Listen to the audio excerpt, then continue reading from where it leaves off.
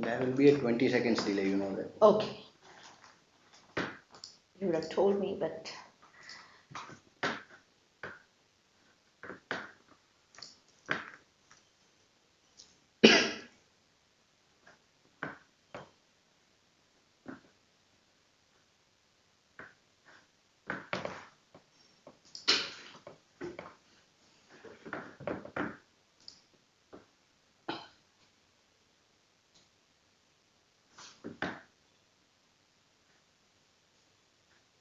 is anybody from the humanities recording now?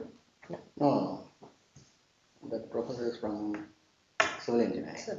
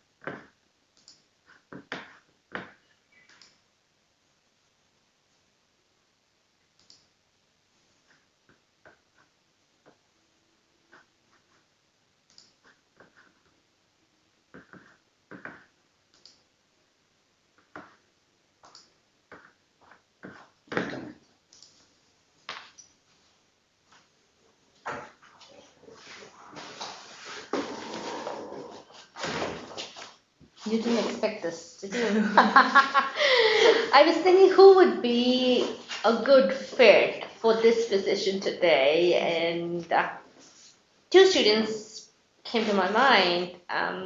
One is a student who is interning with me for another project, and the other student was you. So she is tied up elsewhere. So I thought, if you were free, you would say yes. So I thought, why not?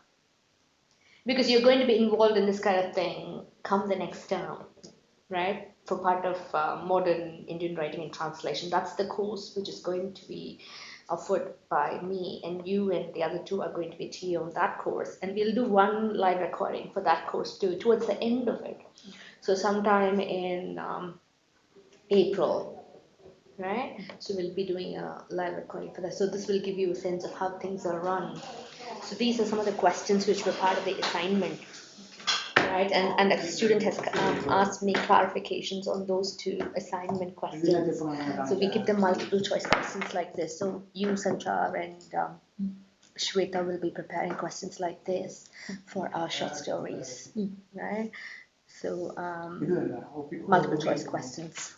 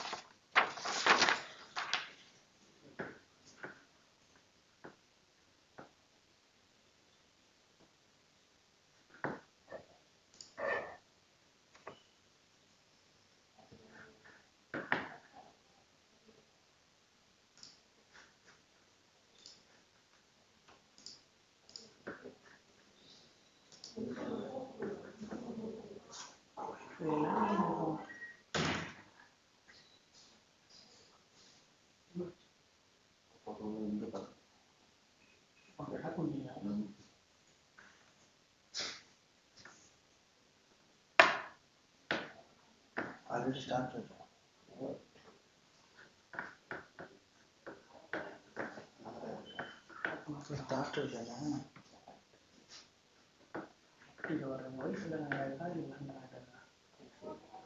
camera is not on.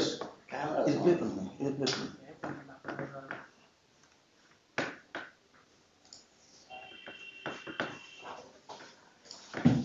Yeah.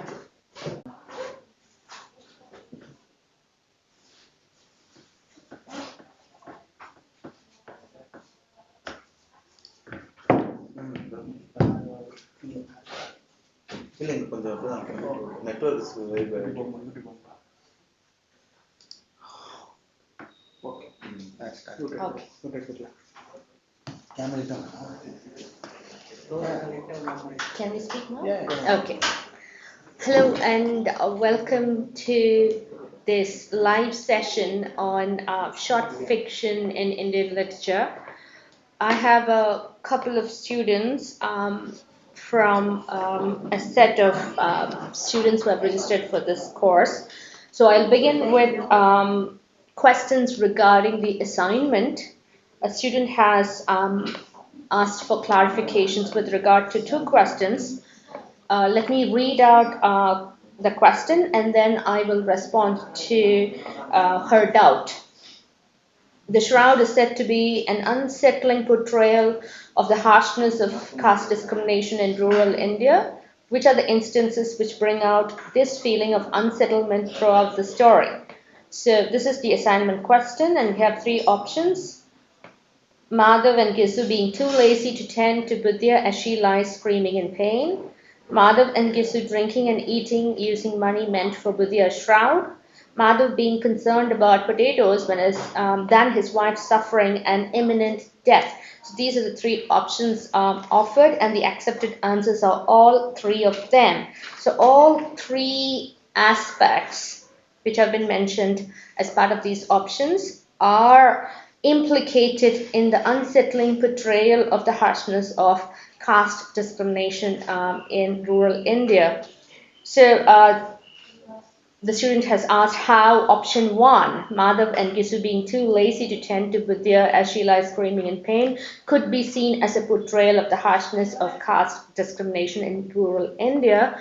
One way you can understand this is to consider the fact that Madhav and Gisu being too lazy is in itself a reaction on the part of these two male figures against the structural discrimination against them. So their laziness, quote unquote, is in itself a reaction, is in itself a rebellion, a characteristic engendered in their psyche through the structures of society, and they exhibit such characteristics even when their nearest relation is in the throes of child labor and impending death because she is not being taken care of. So laziness is a kind of extreme reaction and indifference to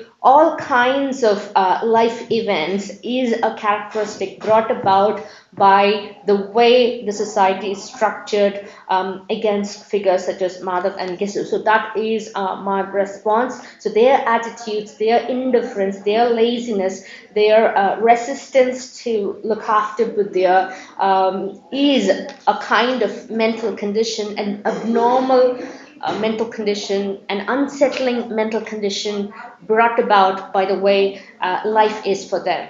So that's my response to your question. The second question is this.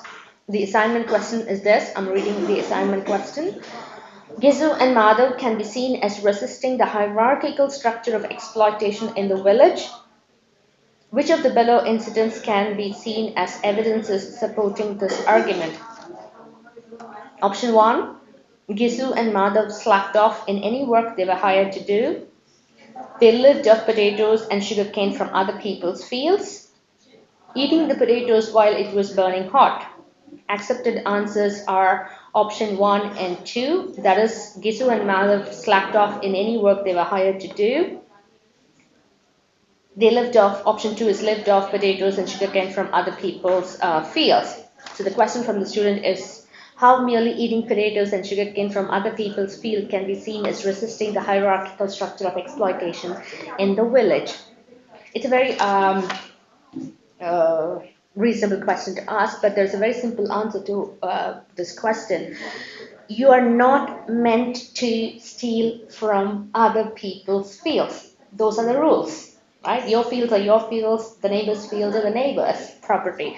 So when you don't participate in the labor economy of the village, when you refuse to be a worker, when you refuse to be a laborer, and when you steal things from somebody else's fields, you are resisting the rules and regulations of society, right? You're being a rebel, you're non-participatory in the village economy, so you're resisting the structures, right? So you have the landlord with his own fields, with his own potatoes, with his own sugarcane, and you go steal them and eat them. So you're resisting the hierarchy there, right? The structure says. So that is the idea that is communicated through this assignment question.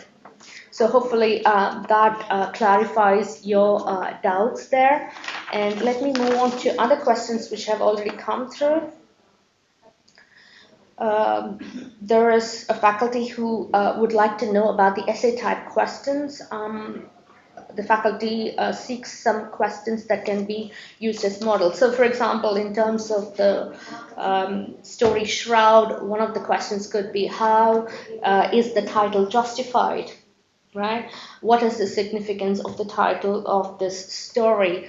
What function does this shroud play? What is the narrative function of the shroud in this particular story? So these could be some of the questions. Then the other questions could be, how is caste discrimination, explored through the figures of Madhav and Gisun? So it's a very, very subtle manner in which this idea is explored. In fact, I would argue and say that this kind of discrimination is not particular only to caste discrimination, it could be a class discrimination as well. So, and there is gender discrimination also too in the way Buddha is treated in the story. So it need not be confined only to the problematic notion of caste. It can be implicated in other kinds of discrimination involving class and gender. So these can be part of some of the essay questions. We have other stories on the course, such as the flood questions. Which can be part of the exam could ask you to write about the nature of the flood itself, how is it symbolized in the story, what does the dog stand for, and things like that. So, Mritla, have you read the story, The Flood? I have read the Malayalam version. In Malayalam version. Yes. So there are a lot of symbolic elements in the story, isn't it? Sivasankaran Pillai tries to communicate a lot of things through the carcass that floats on the flood, right? So the symbolism in all these stories could be some of the questions that might appear in the end semester exam. So we have Premchand's story, The Chess Players. What is the relationship between history and the story? Could be a potential essay question. Once again, how is gender represented in the story? We have two very interesting female characters in The Chess Players. One a docile wife, the other one a very resentful, angry wife. What does the difference represent? And all these things could be part of the essay questions. In terms of Sundara Ramaswamy's reflowering, you can think about what role technology, the new element technology play in complicating and resolving this story. Could be an exam question. And Khushwant Singh's karma. What is the significance of the finale of the story, the climax of the story, where we watch Lakshmi taking a very pleasant train ride, and on the other hand, her husband is been thrown out of the train. What is karma there? how would you approach the idea of karma in Kushwan Singh's story? So these are some of the examples that you can think about. Think deeply about the titles to short stories, the significance of characters, the metaphors, the figurative language that has been discussed in the lecture. So all these can be potential essay questions. By essay questions, I refer to paragraph questions. We don't have extended essay questions as part of the end semester. We just have paragraph questions. You are asked to write one paragraph justifying or responding to the question asked. The next question from the faculty is also about question pattern.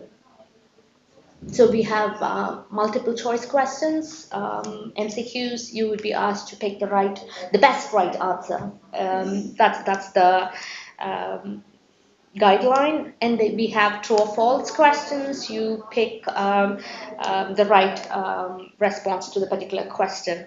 And then we have descriptive questions. We have short notes questions. So paragraph responses to these questions.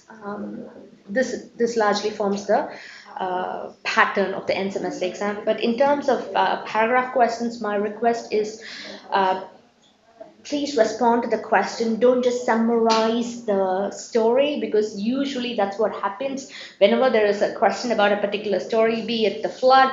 Immediately the student starts to kind of narrate all the important events in the story, and that would take up 3/4 of the response, because it's a short note, right? And the last line will be a critical comment. So please avoid that. Reduce the summary, increase your critical analysis, which should relate to the question that has been asked, right? If the question is about the various symbols in the flood, mention a statement that talks about symbolism and its function, and then list out the symbols and try to unpack the symbols and connect it with the larger themes. That's the way you should write a question. So reduce your summary, increase the critical content. That's the major advice in terms of descriptive content. The other is the language issue. Many of the students don't have a very strong command of the language. There are very basic but problematic sentence structure issues which drastically reduce the grade of that response. So the content may be correct, but the way you have expressed that content in language may not be perfect. In fact, it may be highly problematic. There might be, tense issues, verb issues, arrangement of words, syntax issues. All these issues will bring down the grades that you would otherwise get. So my advice to you is to make sure that your sentence structure is perfect, that you're communicating as correctly as possible. For this, you need to read a lot, write a lot, practice writing. So only then you'll be able to kind of communicate what you want to communicate in that short, section. Another question is, will there be descriptive questions in the forthcoming exam? Yes, you will have descriptive questions, but these are short note questions. So as I said, please have a topic statement, an interesting statement, a significant statement that reacts to the question, and have 3 or 4 points which kind of justify that main topic point that you have mentioned in the opening remark. And then if you want, you can have a concluding remark. So it should be a neatly packaged response instead of a free flow of ideas.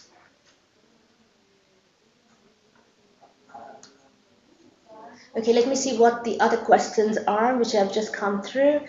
The number of questions to expect in the paper, I think there might be roughly 10 questions, 10 short note questions, 15 MCQs, and 10 true or false questions. That's all I remember. So that's one question answered there. Sample question paper, I think I'll have to check with the NPTEL team about that. Perhaps if they agree, then maybe we will share a model question paper with you. Is there a word limit? That's another question. Is there a word limit for the descriptive type questions? I think 250 words is the limit. So it's a decent sized paragraph that we are expecting from you. Once again, please stick to the structure of a paragraph with neat evidence points forming the middle chunk of your paragraph. So the opening statement should be a topic statement which should mention your response to the question and the angle in which you're going to approach it, right? So there are two parts to that topic statement. One is you're mentioning the area which is going to be your response, and you're also mentioning how you're going to treat that area, right? Whether it's through the lens of gender, whether it's through the lens of class, whether it's through the lens of figurative language. So that is the angle through which you're approaching the subject. Okay, once again, there's a question about a sample question paper. As I said, I'll check with the NPTEL team about offering model question papers, and then we'll get back to you. Do you mean there are no essay questions? By essay questions, what do we mean? Multiple paragraphs would form an essay question with a neat introduction and a conclusion. So you will have at least 3 to 4 paragraphs and then a conclusion, introduction. So we don't have that kind of essay questions. We have just short notes questions. So you will be ideally writing only one paragraph as a response to those short notes questions. So no essay questions as far as I remember. No. So these are some of the questions. So the majority of the questions seem to be pertaining to the exam pattern. Do focus on your writing style, because I'm sure many of you will know the content very well. So in terms of the content, again, don't summarize, because that will kind of take away space, which you would allot for critical discussion.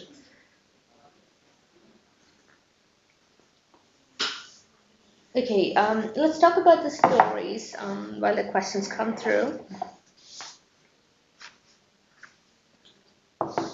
How popular was this story, the flood in Kerala? I think it's very popular in Kerala, and especially nowadays it's extremely popular because of the current scenario that we have had. Like we had recent floods in Kerala, and you can say, you can even take this as a representative work that can be. That throws light on the condition that we have gone through. But the most interesting element, to me at least, in the story is the fact that the dog is not saved by the passerbys on boats, right? And in fact, every time the rejection is harsher, severe. At one point, the dog is attacked really brutally by some of the people on the boats, right, who come to steal Chenan's hay rake and bananas. So that would not be representative, I believe. What do you think? Ma'am, when it comes, actually, when I read this short story in Malayalam, what struck me was the loyalty that this dog had for that person. But in that kind of a situation, when it comes to the lives of human beings and lives of the animals, definitely the lives of human beings matter, and we tend to forget the dogs or be it pets or anything. But recently, when this flood happened, there was a lot of people who were actively involved in rescuing the animals along with the human beings. That shows. It not only shows that we care for human beings, but we also care for animals. It has become a part and parcel of our lives, and maybe this situation where people mistreat dog, it is very disheartening to hear it. But I don't know to what extent that could have happened. So this is an extreme case, and Sivasankar Pillai is trying to make a point through this extreme representation of inhumanity, right? So it's a point that he's deliberately trying to make. So let me see what the questions are which have just come through. What are the type of narrators? What are the type of narrators in the following stories? Kitchen in the corner of the house, chess players, summer vacation. Okay, these three are very interesting stories in terms of the narrative voice. In kitchen, in the corner of the house, we have a very well enlightened, highly enlightened character, at the heart of it, who's trying to capture life around her. She's very well read. She has a very fine sense of gender balance, the right gender balance, and she's not hesitant to pose questions, very sharp questions to authority figures. I can give you some examples from the story. So this is the narrator.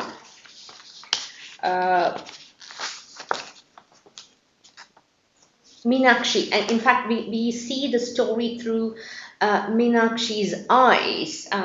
So it becomes very clear towards the second section of the story that her voice becomes most predominant, right? So in this section she asks, in the initial section she asks Papaji, who's building a room, about the garage at that time.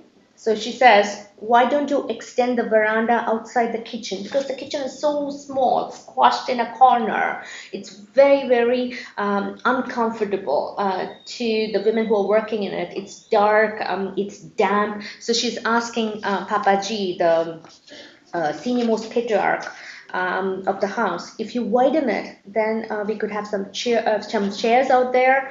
If you then build a wash place to the left, you could have a really wide basin for cleaning the vessels, and then beyond that you could put up some aluminum wire for drying the clothes. So she's asking him to provide all these elements which would make life easy for the women who work in that space, right? And of course she's turned down, and later she's offering some advice on the elderly female, and she says,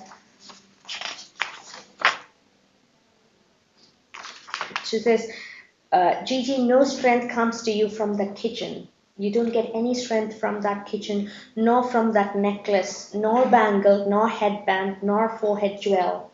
So you don't derive your authority from all these things, jewelry, or your control over the keys to the spices cabinet. Authority comes from inwards, right? From your own inner soul. You derive your authority not from these externalities. So this advice can only be offered by a woman who's very well read and well aware of the gender dynamics, right? And she very clearly notices what is wrong and what is right in this scheme of things. Let me see what other questions. Chess players. So the same question with regard to chess players. My comment on the narrator. Again, a very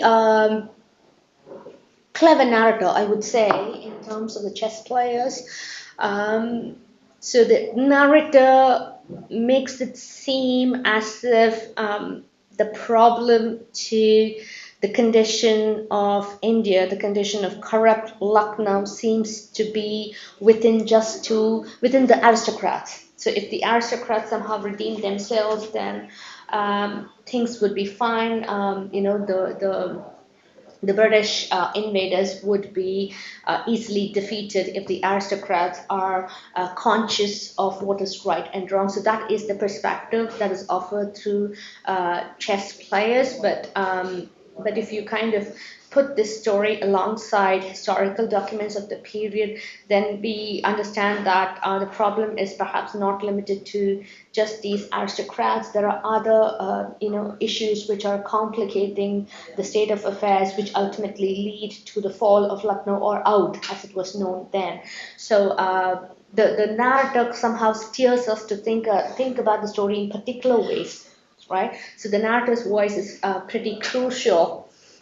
Summer Vacation. Summer Vacation is seen through the eyes of a child, a small female child. Have you read Summer Vacation? No, yeah, it's a story by Kamala Das. It's a very interesting story. We have a child visiting from Calcutta, visiting her maternal grandmother's house, and she kind of captures life during her stay.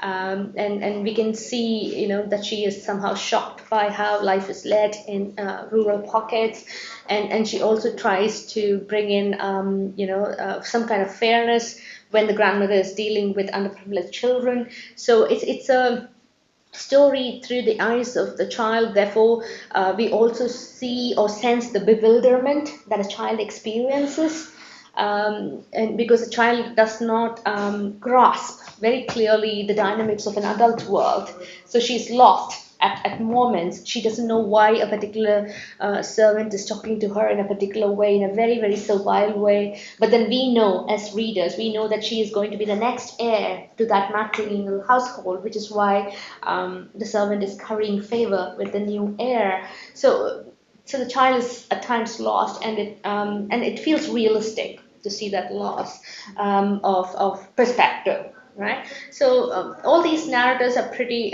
interesting, that we need to kind of appreciate and try to figure out why these voices are trying to steer us in particular directions.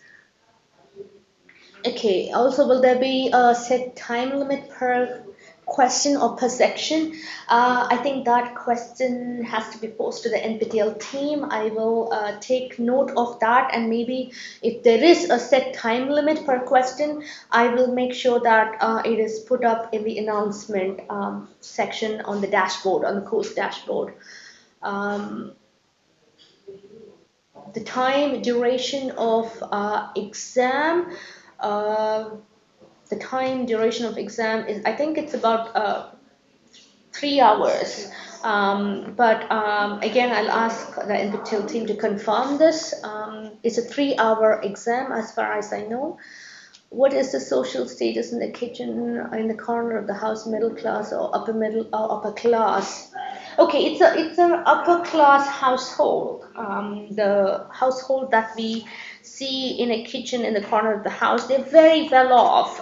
You can get that sense from the amount of dishes that are being prepared. They have a garage, they have a car. The young family members, including the female members, many of them are working. They are in very high positions, doctors, they work in banks. So it's a very wealthy household, despite the wealth, despite the high class of that family. Gender is the fracturing aspect within that household. Regardless of the fact that they have so much money, gender divides, gender corrupts the happiness that the women enjoy in the household. In fact, if you read the story, the episodic story, you can see the immense amount of work these working women have to put in on a daily basis to prepare all these various dishes, look after children, pack so many things for the children, babies, and you get a sense of exhaustion when you read that list of work. So they are exploited, quote unquote, within that wealthy dynamic of a family. Right. Type of note, price of bananas.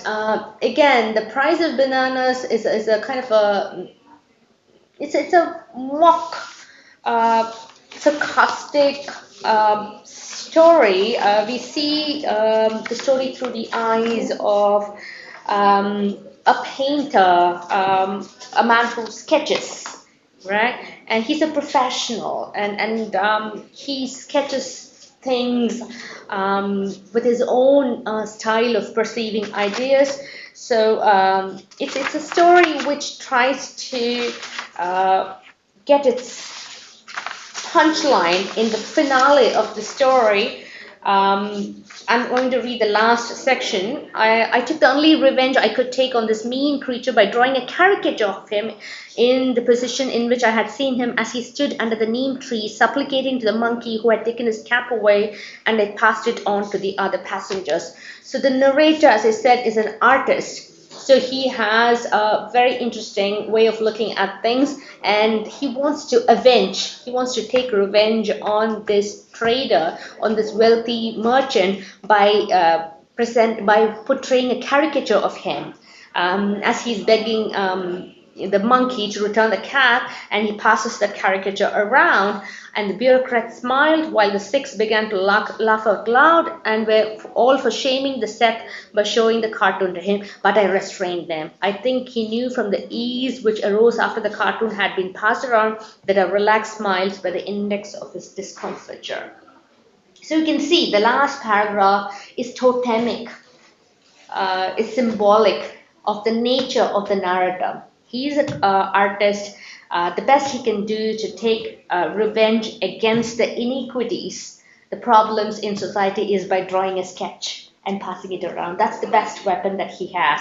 And once that has been completed, once that sketch has been passed around, there's relief. This is what we call comic relief in intense drama, right? So it's something like that. So there is intense drama when a Seth, a merchant figure, humiliates a banana seller after he retrieves his cap from the monkeys which had taken it away. So this Seth, this merchant, is not reimbursing him properly for the bananas that he has offered to the monkeys, and he harasses him and leaves on the train without paying him adequately. And this is the revenge that the cartoonist has, the painter has, on the merchant. So you can see the extent of the power that this man has. Let me see what the other questions are.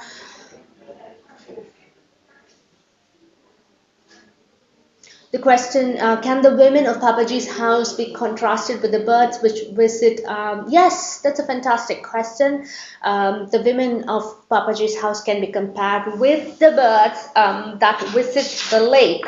And these men and women from the family go on a picnic to that lake, and they see the birds, enjoy the birds, but some of the women are not able to do so properly because they are so busy looking after the children and the arrangements of the picnic. But yes, you can compare them to the birds. The only thing is the birds have full freedom to fly, visit and then go home. But unlike these women, they are so tied. They're not able to enjoy, even the picnic, because they have to plan for the food that they have to go prepare. And the other thing is that all these couples are visiting the family household. They're on a vacation, but even on a vacation, they're not allowed their own free time.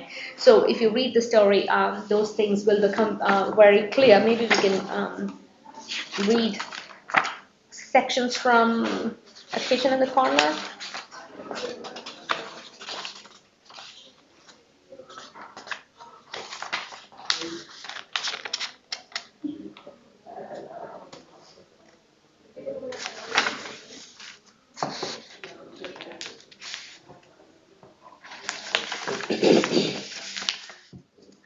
Page 58 in my copy. So the women are about to leave the picnic, and should we walk a bit faster? There's no time to sit by the lake shore. I have to peel the garlic for the evening meal. So they can't sit by the lake and enjoy. And Meenakshi says, just come, don't talk. She silenced Kusuma and made her sit by the lake. She had asked Gigi once, what sort of daughter-in-law would you like when your third son marries? Gigi had answered at once, educated, fair-skinned and quiet. Educated, fair-skinned and quiet. Well said, Papaji. Meenakshi had refused to believe that such a girl existed. Right? Well, educated, fair-skinned and silent. She doesn't think that's possible. At that time, Meenakshi had found a few whitish spots on the hand which gave her some discomfort. Papaji introduced her to the skin specialist. This is Kishan's wife. She never stops roaming the town. She always has a book in her hand, a chatterbox. Examine her hands. The experts advise just stay at home, be like the other women. Everything will come out all right. So it's only because you're roaming around the town, you're getting all these whitish spots, so you better stay at home. So this kind of gives you a sense, of the gender politics of this story. Your comment on the ending of the story, the Shroud. Okay, let's go to the Shroud. It's a bizarre ending, as I discussed in my lectures. Extremely bizarre because the men drink and eat from the money which they were supposed to use to buy the shroud for the dead wife, the dead daughter-in-law, and they're kind of switching between emotions of doubt and guilt to happiness and satisfaction. So you have two extremes of emotion expressed by these male characters. And Gisu consoled him, why do you weep, son? Be happy that she has been liberated from this net of illusion. She has escaped from the snare. She was very fortunate that she was able to break the bonds of worldly illusion so quickly. And both standing there began to sing. It's a Hindi song that they, film song that they sing, Temptress, why do your eyes flash, Temptress? So they're singing songs, enjoying their liquor, eating chapatis and puris, and basically having a feast, right? While the body is there back home, waiting for its shroud so that it could be, wait, so that it could burn on the funeral pyre. The whole wine house was absorbed in the spectacle, and these two drinkers, deep in intoxication, kept on singing. Then they both began to dance. They leaped and jumped, fell down, flounced about, gesticulated, strutted around, and finally, overcome by drunkenness, they collapsed. So, as I was pointing out in the lectures, the point of the story, the point of Gisu and Madhav's existence is to have a fulfilling meal. That's the entire motive of their lives, to get at whatever food that they can manage. They would work for a bit, earn some money, get some food, and they will just collapse like wild creatures, like pythons, like lions hunting at prey. So in a sense, they have preyed on Buddha. They have kind of eaten her, quote unquote, and now they're going to enjoy their sleep, like pythons, right? So they're going to rest up. So this is the kind of monsters. This is the set of monsters that this kind of setup have created, rightly or wrongly, and they have no sense of guilt at all. They don't even have an iota of pity either for Buddha or for anybody. All they care about is the next best meal. So this is bizarre, this is reckless behavior, this is brutal behavior, but there it is. They have been kind of made monsters by having been pushed outside the system. Right. So these are some of the ideas that come through when you read Shroud. Number of paragraph questions is the next question. I think about 10, 10 short notes. You can expect 10 short notes. Is there any specific reason behind selecting these stories for this course? Explain that so that better perspective on how to read the stories. The the kind of thematic strand running through these stories is primarily gender. I thought these stories kind of brought that idea to the fore. The problematic gender identity that is represented in these stories is so sharp that I thought it should be read and reread. So those are some of the reasons. And all these stories that I've picked for this course are extremely popular and significant in terms of the academic attention that needs to be given to these stories.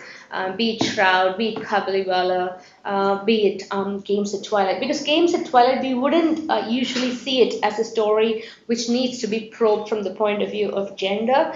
It's usually seen as a story which talks about sibling rivalries. Right? So I wanted to see how the story would play out if you talked about the gender dynamics. You have a mother figure who doesn't seem to be very sympathetic towards the problems of her young son. And then we have a young child, a young female child, who is putting on the shoes of a motherly figure and the way she harshly treats the boy. So the unsympathetic mother is a new representation that is usually not noticed in Indian literature or its critical corpus. So I wanted to kind of highlight that, which is why I picked Games of Twilight and wanted to see it through this perspective. Even The Blue Umbrella, it's a story that's usually seen as a children's story, but there are deep problems, deep fractures in the story. And I thought we need to kind of read against the grain, right? Binya is bred as this happy-go-lucky child who is willing to sacrifice her most sacred possessions so that everybody could be happy. So I wanted to kind of unpack that kind of characterization and see the kinds of discrimination that are leveled against her, and expose the hypocrisies of the other characters, the well-off characters. So I wanted to kind of look at stories from this dynamic, which is why I picked this selection. And hopefully it has turned out to be very productive and fruitful.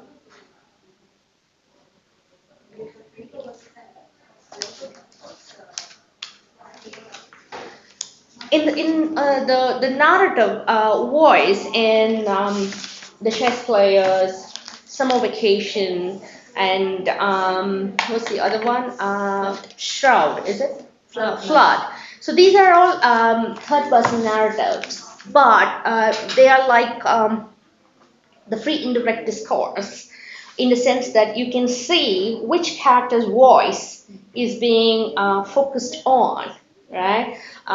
Chess players, it's omniscient narration. It's clear-cut omniscient narration. In summer vacation, we can see that it's focalized on the little girl. Right, it's focalized on the little girl. In the flood, it's again omniscient narration, right? But at times in the story, it's focalized on the mind voice of the dog, which seems to kind of capture this world through its eyes.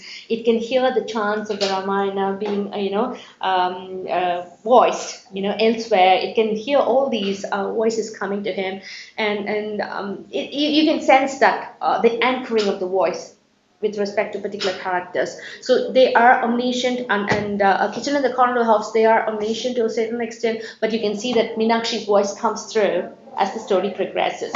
So unless it's unless it's an I, the speaker talking to you, you have to call a third person narrator. Yeah, it's not first person narration. Right? It's not first person narration in summer vacation. It's not first person narration in the chess players. It's not first person narration in the flood. It's all omniscient narration, third person narration, but there is free indirect discourse with focalization on particular characters at particular moments in the story. So that would be the answer to that question. What do you think, Mridula? What are some of the most important features of Indian literature from what you have read? What do you think? It Most of the stories, be it the stories or the poems that deal with, it doesn't really deal with grand narratives. It's basically, it talks about the everyday situations that we go through, and a lot of class representation, and also about, as you have pointed out, about gender relations, and also the language is very interesting. It's very easy to read, but at the same, when you read it, you have this connection with that text. So language plays a very important role. Yeah, I think I want to pick up on that idea of language, because in The Price of Bananas, this one is written in English by Mulkraj Anand, and this is a first person narrative, because we have the narrator, the artist, the cartoonist. We can call him the cartoonist too, because he caricatures, right? So the painter addresses himself as I. I was on my way to Faziabad railway station, and look at the way he captures the Indian way of life. When he refers to Indianisms. For example, he says Aya Huzur Aya. The Hindi is kind of transliterated into English, so the Indian way of life is kind of making its entry here forcefully, even though this is written in English. This has not been translated, right? And even the curses, they are kind of transliterated here in English.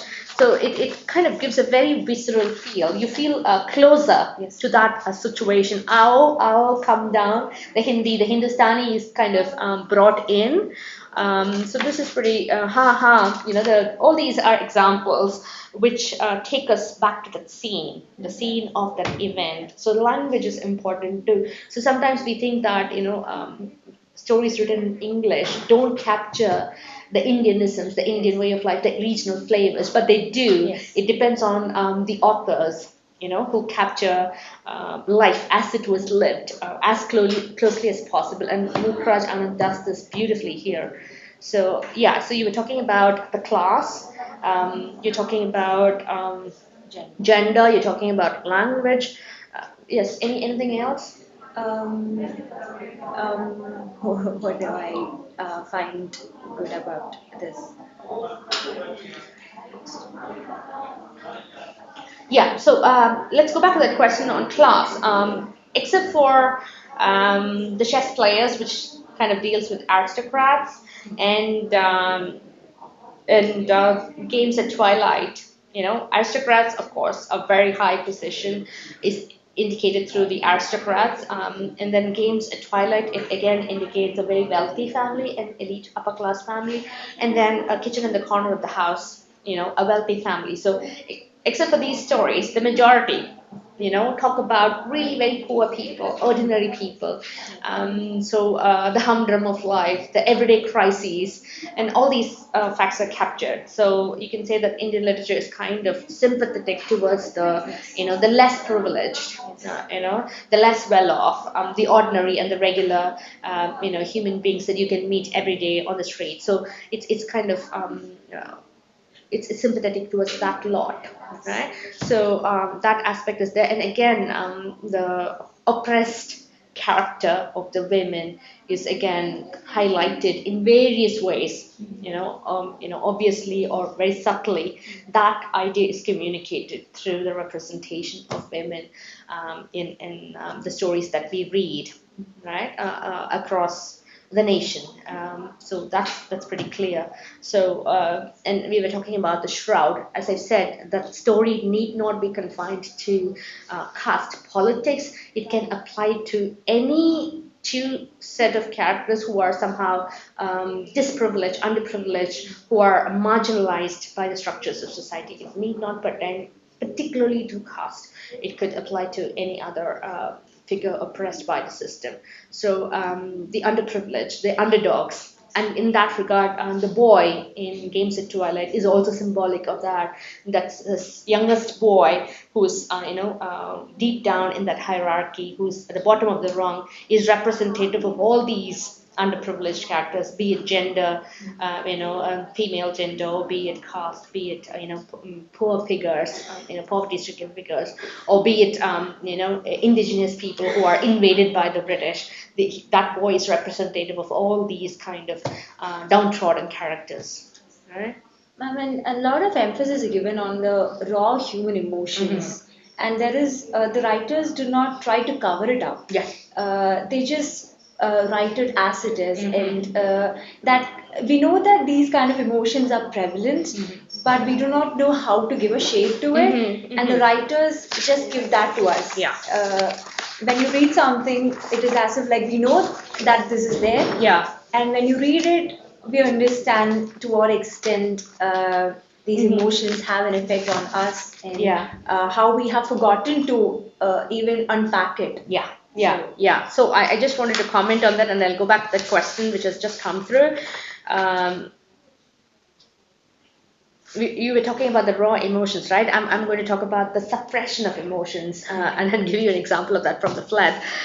This is the last paragraph that finishes up that story. The flood receded slowly. One day, Chenan swam across to the spot where his hut had once stood, looking for his dog. Under one of the coconut trees, he saw the corpse of a dog gently rocking in the eddies of the shallow water. Chenan turned it over with his foot to check if it was his dog. He thought it might be. One of the animal's ears was missing. You couldn't even tell what the color of the dog was, for its skin had rotted and sloughed away. Alright? So he uses his feet to overturn the dog to check if it is his dog, and that animal is in such a state. It's kind of completely gone. It's so destroyed by the flood. It's difficult even to kind of identify. And what is interesting to me about that paragraph is the suppression of emotion on the part of Chenan. The narrator doesn't tell you what Chenan feels. In fact, the writer wants the readers to come in, So you can see that reference to you, the reader, you couldn't even tell. So we are brought into the picture. So it becomes our job, to react emotionally to this scene.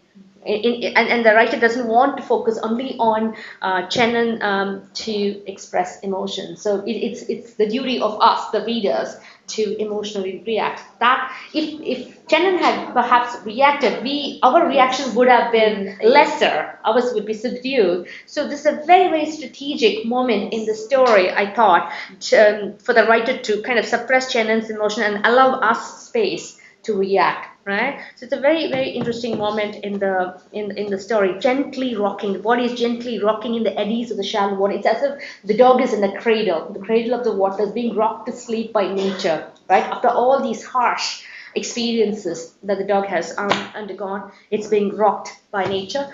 Okay, there's one last question which has come through. Whether to consider the writing style of the translator or the author in general. Okay, some of these stories are translated.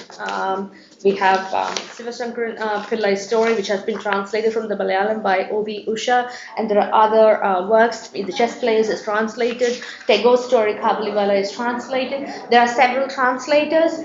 So it's up to you. If you are interested in that kind of thing, you can look at two translations and see the differences between the two translations. And if you know the language, the regional language, you can go look up the original as well. But every translation is a version of the story, and it is as legitimate as the original is. By original, I'm referring to the story which was written in the regional language. Right, so every translation is legitimately a creative product. So it has its own legitimacy. It should be seen as a full-fledged creative production. So if you're interested, you can compare translations and see the choices made by the translator, the difference in the choices made by the translator, and think about the implications of the changes that are made across these translations. So that would be a productive exercise too. In fact, with regard to the Shroud, there are plenty of translations around, easily available online too. So you can go look it up. Columbia University is much interested in the works of Premchand's writings, especially the Shroud. So there are many versions available. Any further questions? If you have any further questions, then you're free to email me, my TA, and we would be happy to respond. Yeah.